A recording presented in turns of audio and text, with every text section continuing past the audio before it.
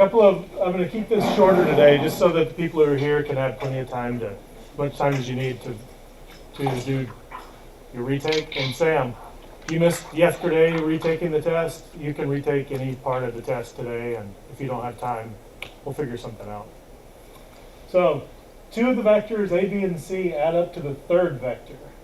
So the third vector is the resultant, not necessarily C, just because it's the third. The question is, which one is the resultant? So see if we can figure that out. And I'll see if I can figure it out. It's been a while since I've done this. So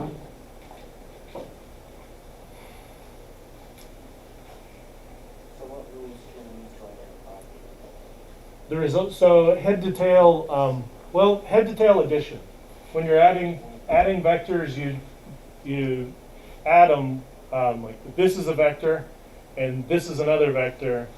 The head of one touches the tail of the other, but then the resultant touches those two, like head to head or tail to tail.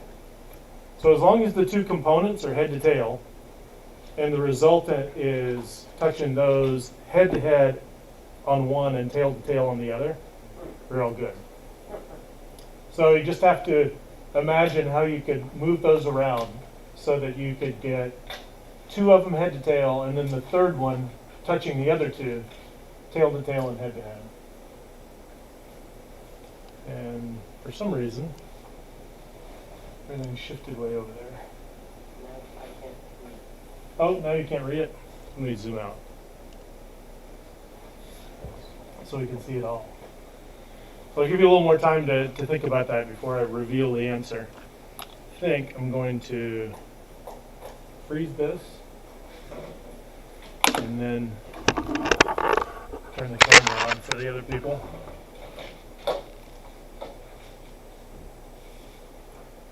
Except, of course, my camera has stopped working.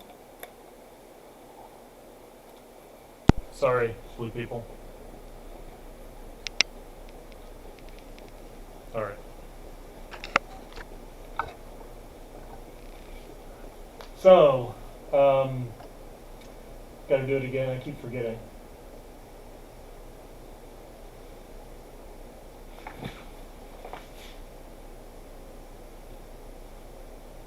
Which one's the resultant of these three?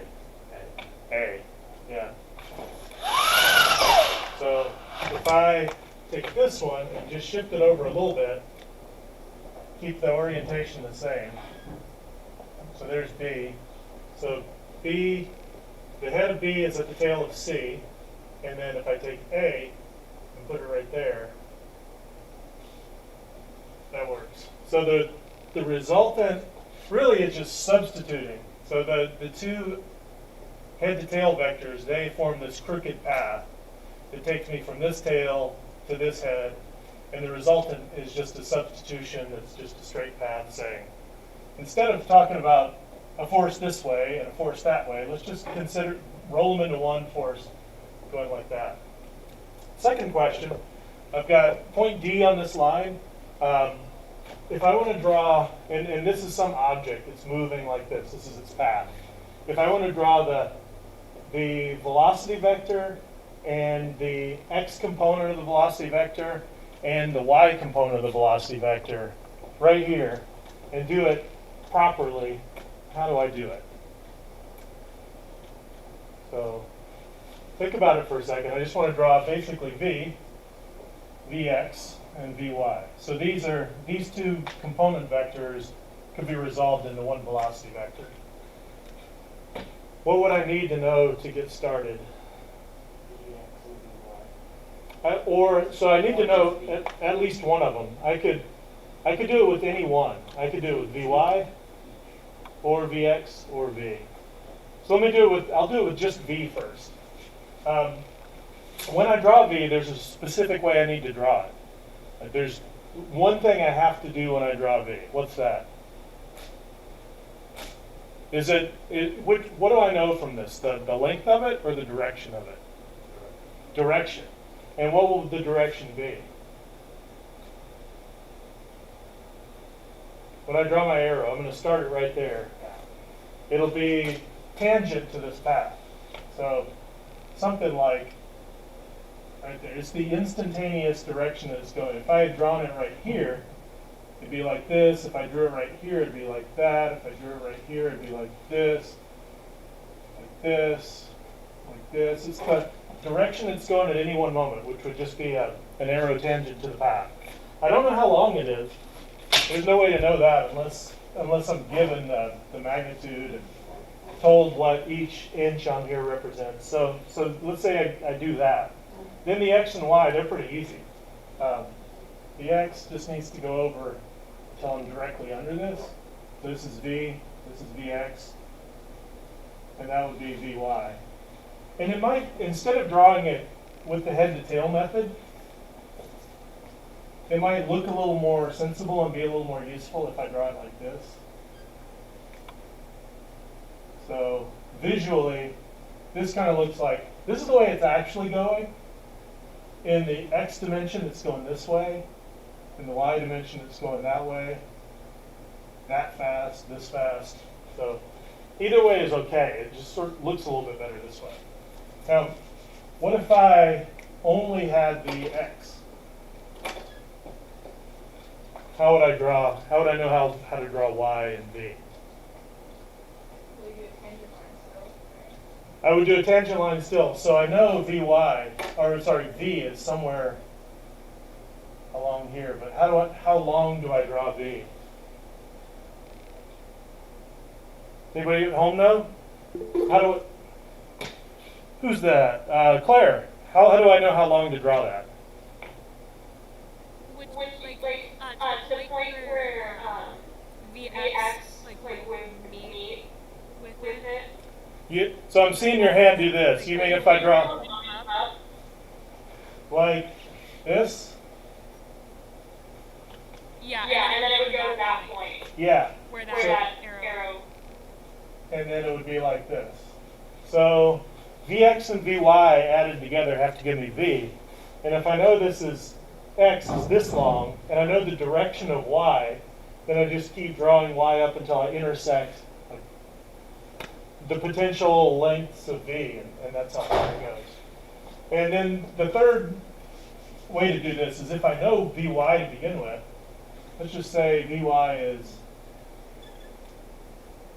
that long.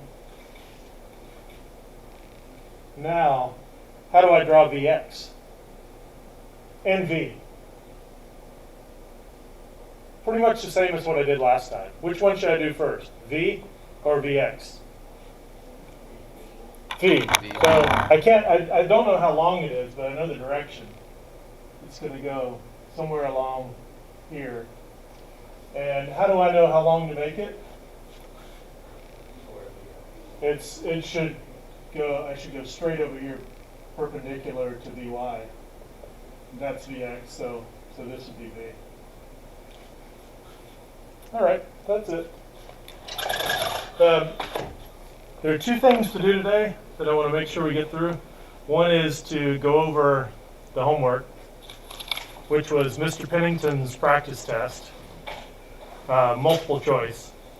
And I guess I'll just stay with my camera and put the practice test in front of me. And hopefully you've checked your answers. If you haven't checked your answers and you want me to read through them quickly, I can do that. But otherwise, I'm going to put the blank version here and just address any that you have questions about. So, does anybody want me to read off the answers first? Anyone at home? Uh-oh. Claire, yeah? You do? Okay. So, I'm just going to go to their solutions here. By the way, the little hand raising thing is nice. That way, because I hear it go bloop whenever it appears. So if you don't have my attention, just raise that little hand. This is it. And it looks like I was actually there already. So number one is, I'm going to read them kind of fast. Number one is B, 2 is C, 3 is E, 4 is B, 5 is D, 6 is C, 7 is B, 8 is A, 9 is B, 10 is B, 11 is C, 12 is A, 13 B, 14 D, 15, ooh, went too far, A, 16 is C, 17 C, 18 C, 19 A, and I think that's it. So of those, are there any you want me to go over? Yeah, Thomas first. Number 4. Number 4? Okay. So this is kind of like the warm-up, except there's this weird notation. I think maybe this is something that just happened in Microsoft Word when I printed it. I think those are supposed. Does yours look like that? No, I didn't. I didn't see the little arrows on the top. Okay. Yeah, I think this is just, these are supposed to be little arrows on top, but somehow something with that font got kind of screwed up, and when it printed out, it printed, ooh, sorry. If you don't know what I'm talking about, I'm adjusting my lead. And anyway, a surprising thing happened with my lead. All right, so Thomas gets that. Does anybody want me to go through with this? All right. Sid, which one did you want me to go over? Can you explain number 2, yes. So you can do this a variety of ways, but the simplest way is to use the range formula. So range, which is the horizontal distance, equals the initial velocity squared times sine of 2 theta over g, where this is v0, this is the angle theta, and then something gets launched like this, like this, and range is that. So we're just looking for a maximum value, and if you try a bunch of different angles here, the one that's going to give you the biggest value for sine of 2 times that angle is 45 degrees. Oops, let me put my phone on airplane mode so people's. What's that? Yeah, so some people are familiar with the unit circle, and you can think of it that way, but you can just kind of guess and check going through all this. If I try 45, 2 times 45 is 90, and sine of 90 is 1. And you can't get any bigger. Sine, that's as large as sine gets. The one that's going to be next closest, 30 and 60, those should be, let's see, sine of 30 is a half. Oh, wait. I'm supposed to double that. 30 times 2 would be 60, and sine of 60 is 0.86. And if I double 60, I get 120. Sine of that, 0.86 or 0.87. So the angle where sine of 2 times the angle gives you the biggest number is going to go the farthest, assuming that the initial velocity is the same and gravity is the same. Sid, does that make sense? Yeah. Okay. Next, any other questions? Or what's the next question? 3. All right. Yeah, so this is a tough kind of, I'm going to grab a sheet of paper for a second.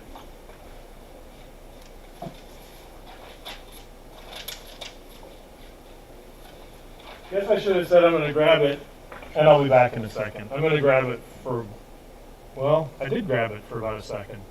Anyway, I'm letting go now. I have the paper, whatever. So Mr. Pennington really likes these kinds of questions. And you could think of this as kind of a correlation, or like an independent variable and dependent variable. So projectile shot vertically upward with the given initial velocity. It reaches a maximum height of 50. On the second shot, the initial velocity is tripled. What will then the projectile will reach a maximum height of? So this is probing the relationship between initial velocity and maximum height. So I guess I could sort of pose this question: what is the effect, you don't have to write this, of V0 on max height? So that's, and if I could do that, then if I know the relationship between those two, then I could say, all right, then what'll happen if I triple that? So let me just jump in.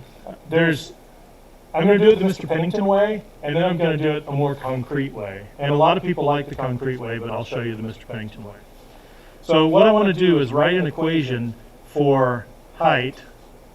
So I guess I could just call that delta y, because that's going to be displacement. If something is shot straight up and it comes straight down, I'm just talking about this ascent, or maybe I could do the descent, but it would be delta y basically that I'm looking for. And I want to write that in terms of initial velocity. Delta y in terms of v0. So there are a lot of formulas I could try, but I think this one is the most helpful one here. V squared equals v0 squared plus 2a delta x, or delta y in this case. This is really what I want to solve for. And if I just take the ascent right here, this would be v0, that's my initial launch velocity. V at the top is 0, that's the final velocity. The acceleration the whole way up is negative g. So I'm going to rewrite this and then solve for delta y and see what I get. So the final velocity is 0.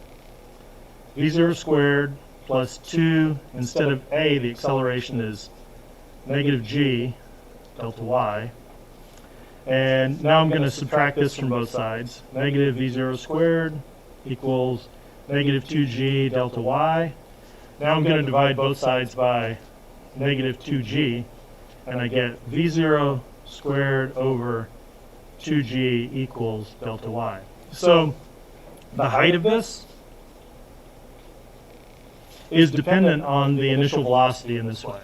So looking at this, the height is proportional to the square of velocity.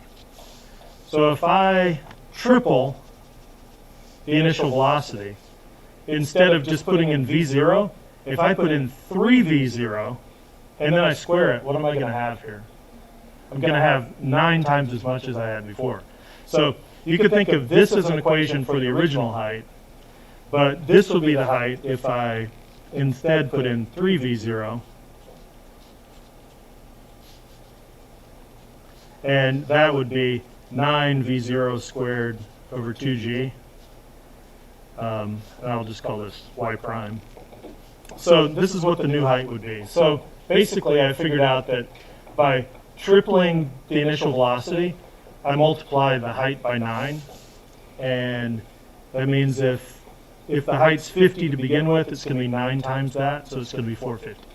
Now that's the way Mr. Pennington likes to do these. And if you looked at his answer key, I think he just wrote this and then said something. He had a little note about if you triple this, then the whole height's increased by 9. The other way to do it, which is probably easier, is just to break this up into a couple of problems. First it says it reaches a maximum height of 50 meters. So you could solve this problem first. What is V0 if max height equals 50 meters? That's a very doable thing. So this would be delta y, displacement. V, the highest point, is 0.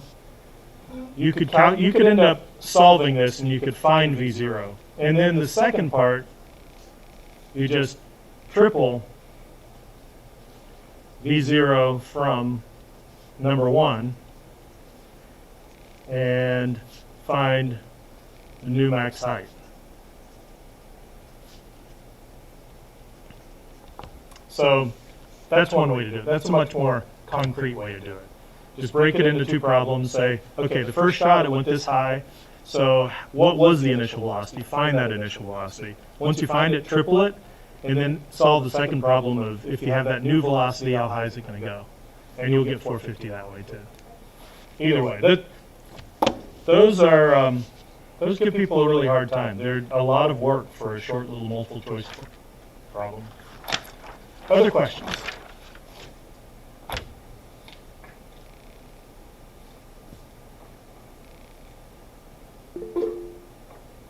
Yes, Claire.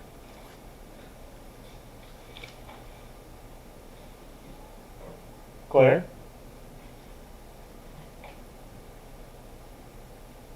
Uh-oh, Claire. Are you having technical difficulties? Looks like you've unmuted. I can't hear you, though. Can you hear me? Let me check and see if the... Can somebody else talk? I just want to see if I'm having... Can you do 15 and 16? Sure. So I can hear David. That's all good. And by the way, if we go on and on with this, that's all right. I just won't do... I won't derive the range formula yet again, but you'll survive. All right. 15 and 16 are kind of weird. If I remember correctly. Maybe not. Yeah, just as... I got what 16 was. You got the answer? Well, uh-huh. I got the answer for 16. Did anybody else get that? All right. So the first thing, the reason I think they're weird is because there's this idea of horizontal speed and vertical speed, which basically what he's talking about is the horizontal speed is the x component of velocity, and vertical speed is the y component of velocity. But we're never going to make them. We're never going to call them negative. We're just talking about how fast they are. So this is how fast in the x dimension and how fast in the y dimension. But don't worry about which way it's going. It's just how fast. And then the accelerations. All these accelerations are really wrong. I mean, these should really all say negative g. Mr. Pennington just sometimes uses g where I would use negative g, and I think most people would.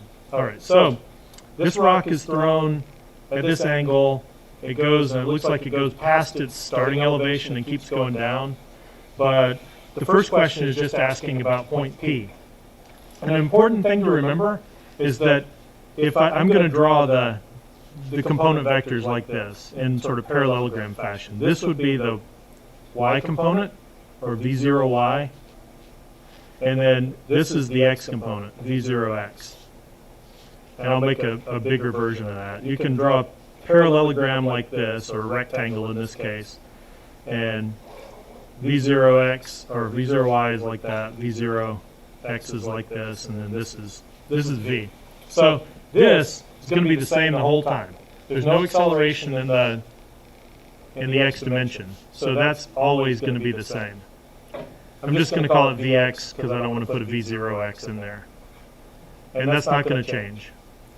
v0y or vy is going to change. When you get to the top, vy is 0. It's not moving up or down. When you get back to here, vy is going to be just the opposite of what it was to begin with. So things go up and come down just equally fast.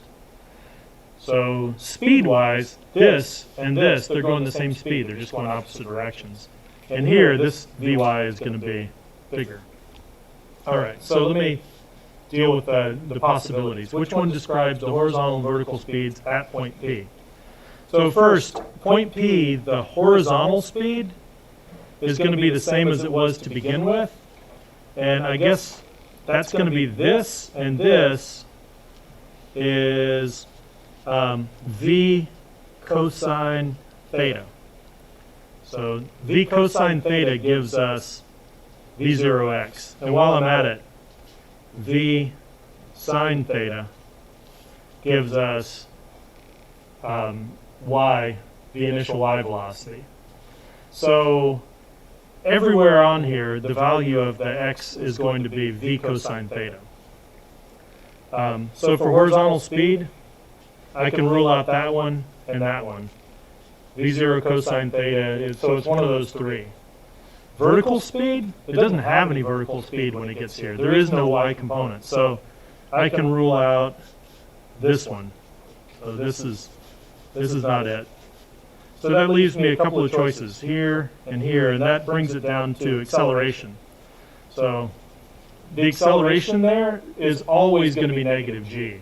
The acceleration's negative, never zero when it's in free fall. So this is wrong, so it's got to be A. Is that what the answer key said? Sophia, what's so funny? No, you don't have to tell me. So David, does that make sense? Yeah. And, okay. And then 16, now we're at point Q. So point Q, like I said earlier, the x component is going to be exactly what it was in the beginning. So the x still has to be v cosine theta. So horizontal, it's going to be one of these. So we can rule out B and D. And when we get to here, the y component, like I said earlier, is going to be the speed, the vertical speed is just as fast as it was to begin with. And the vertical speed to begin with was v sine theta. So, wait a second. Okay, so it's got to be this one. I mean, that was enough. The vertical speed isn't zero, it's not v cosine theta. So really, based on that alone, you can figure out the answer has to be C. And the acceleration is still negative g here, so that's all good. Other questions or clarification? Yeah? How can the vertical speed not be zero when it's going down? How can the vertical speed not be zero? It's not going up. Right. Yeah, so vertical doesn't mean up. Vertical just means in this dimension. Oh. Yeah, so in common use, I think vertical, if somebody said vertical, they would mean like directly up. But it's just something, at least the way it is in this problem, it just means oriented like this. So it could be up or down. I see what you're thinking though. Does that make sense now? Yeah. So you can go vertically downward, or you can go vertically upward, but you can't go vertically sideways. I guess. Never mind. I'm not going to go down that rabbit hole. Other questions? No? All right. So 152. Tempted to do, well, kind of tempted. I want to just really quickly do the derivation of the range formula. Okay, so I'm going to go to page 7 and just kind of quickly get down to derive the range formula, and then the rest of the class, some people can work on the homework, which is to do Mr. Pennington's problems, and the other people in here can work on the retake.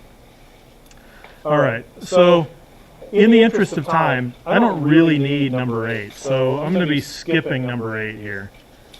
This is the point of this sheet way back when was when I first introduced the ideas of let's take the velocity and break it up into x and y components so that we can use each of those independently to solve projectile problems. Jack, do you need help? Page 7. Yeah.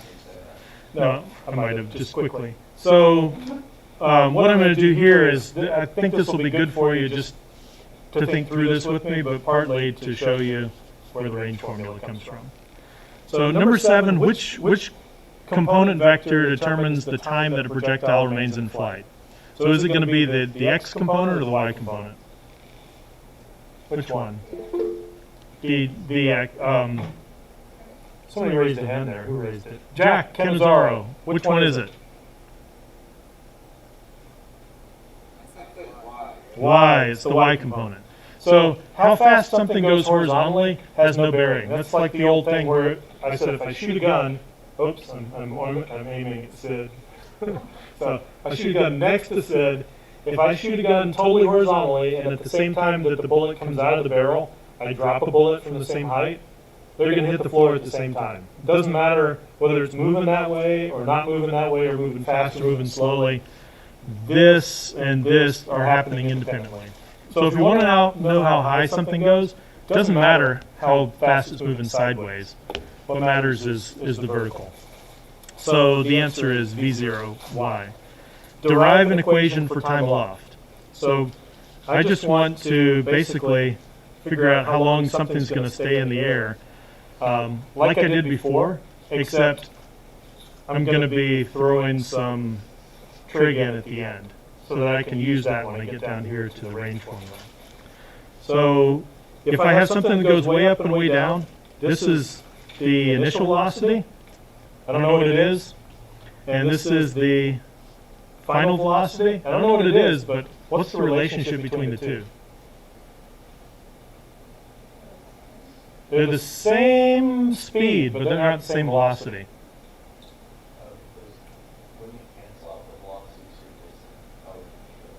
Like, if I tell you that the initial velocity is 50 meters per second, what's the final velocity?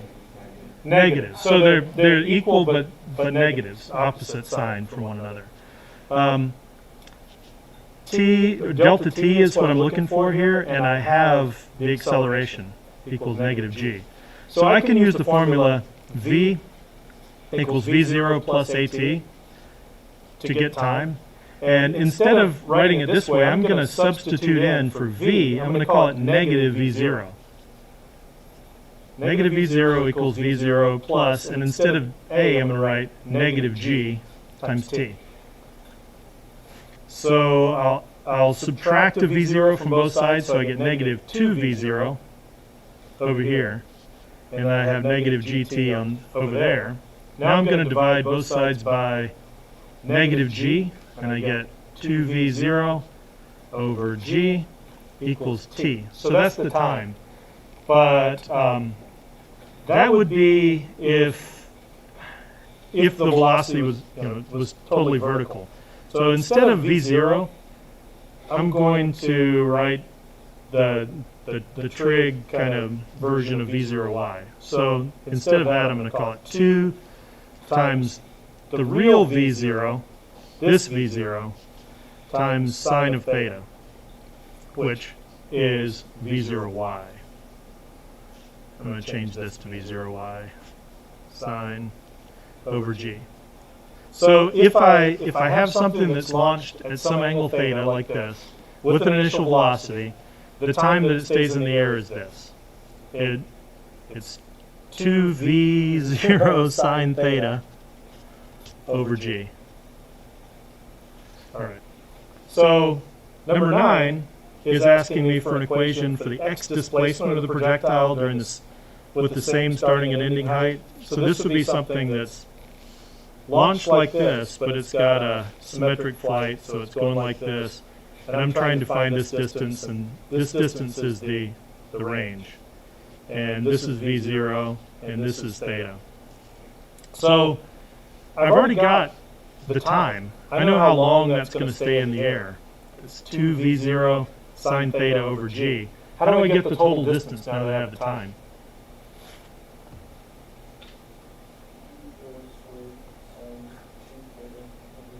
There's a simpler way that might work. Which dimension am I working in with the range? The x dimension. And what's the acceleration in the x dimension? Is there acceleration in the x dimension? No. So, Canizaro, what do you have to say? Yeah, there's no acceleration in the x dimension. So in the x dimension, I can just stick with distance equals rate times time. So if I want to know what this distance is, I multiply that by the rate and multiply that by the time. I've already got the time up here. This is the time. And what's the horizontal rate going to be? It's going to be the x velocity, which I've got here. So I'm going to write this in more of a physics-y kind of way. Instead of distance equals rate times time, I'm going to say delta x, that's the horizontal displacement, equals vx, so the x velocity, times time. And I'm not going to say the x time, because even though we can think of these things separately, they're existing in the same time. So there's no x time or y time, it's just time. So the displacement, delta x, equals the x velocity, which remember never changes. It's just going to be this the whole way through. Cosine theta v0. Or v0 cosine theta. I always write it in a funny order. The rest of the world writes v0 cosine theta. And I write it like that. And then the time, I just figured out what that would be. That's 2 v0 sine theta over g. So at least a couple people in here are going to know what I'm talking about here. I'm going to combine things so I can use a trig identity that none of you will know unless you've spent a lot of time with trig.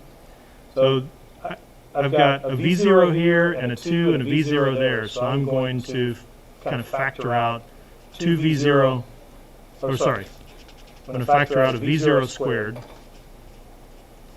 and then say that's times 2 cosine theta sine theta over g.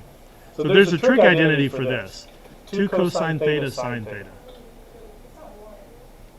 No? You know? Sine 2 theta.